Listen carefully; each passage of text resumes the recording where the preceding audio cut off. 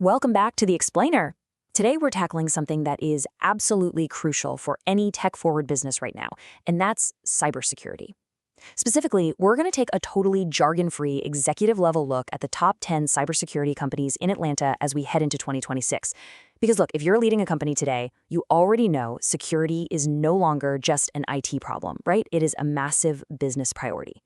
So maybe grab a notepad for this one because we are going to break down exactly who the key players are and how you need to be thinking strategically about your own cyber defenses.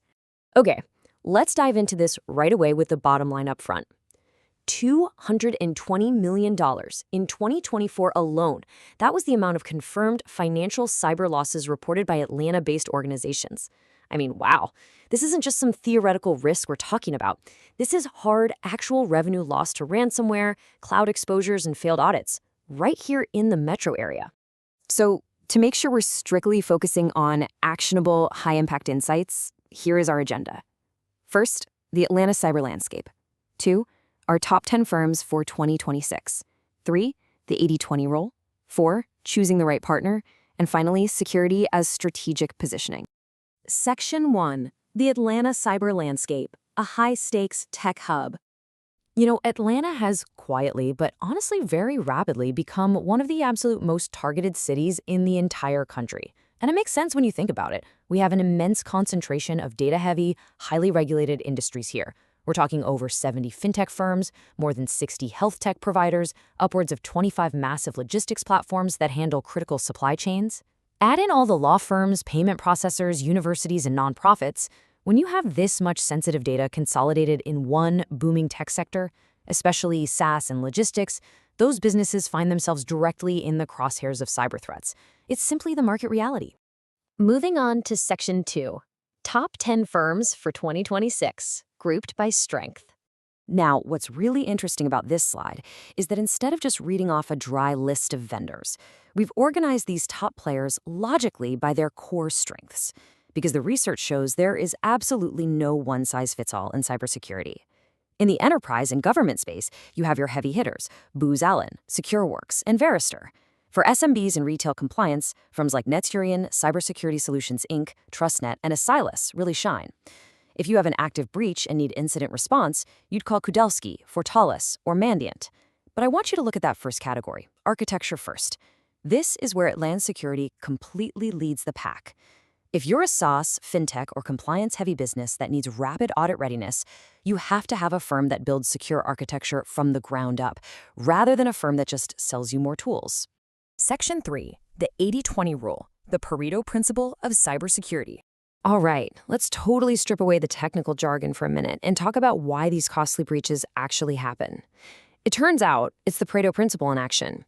80% of all breaches stem from just 20% of common, entirely avoidable mistakes.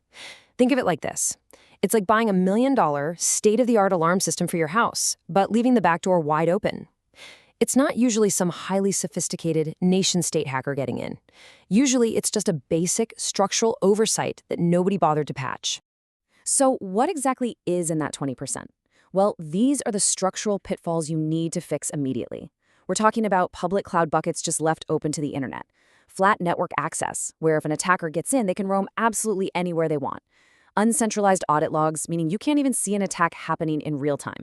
A lack of alerting thresholds, or storing your backups in the exact same environment as your main data, which is just catastrophic in a ransomware attack. Now here's the kicker. Most standard compliance platforms won't catch these flaws. You have to fix the architecture. And notice that very first point on the list, weak IAM, that is the #1 root cause across the board. Let's quickly define that because it is so incredibly crucial. IAM stands for Identity and Access Management. Simply put, it determines exactly who has the digital keys to your company's data and systems. Look, if everyone in your company has access to everything, your IAM is weak, and you are incredibly vulnerable.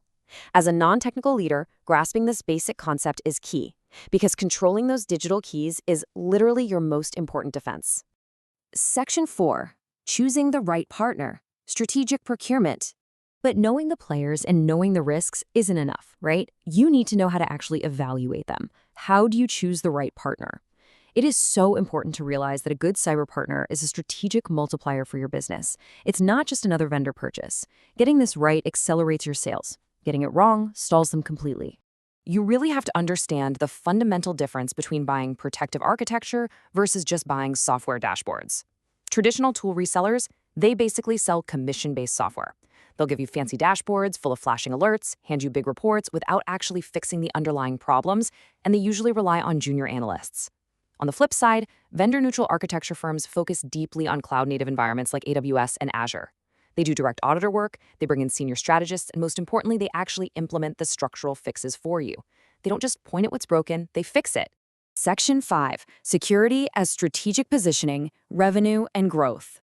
Let's move to this next part and see how this builds, because we need to completely dismantle the myth that cybersecurity is just a cost center. It's not. The source material highlights this amazing real-world example of a Series A fintech startup right in Midtown Atlanta.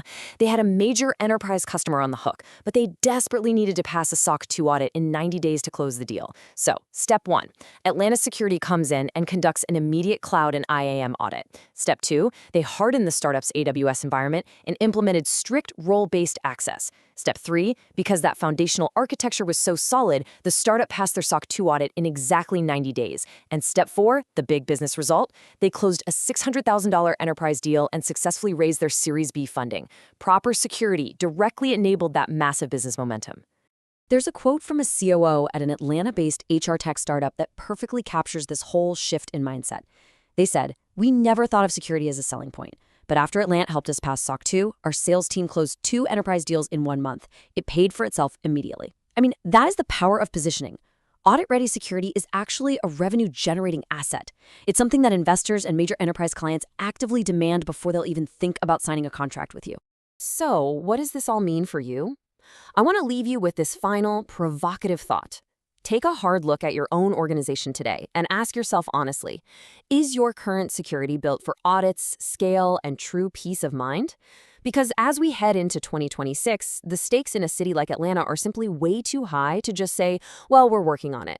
Evaluate your readiness based on the data we've covered today, choose a true architecture-first partner, and turn your cybersecurity into your absolute strongest competitive advantage. Thanks so much for joining me on this explainer, and I will see you on the next one.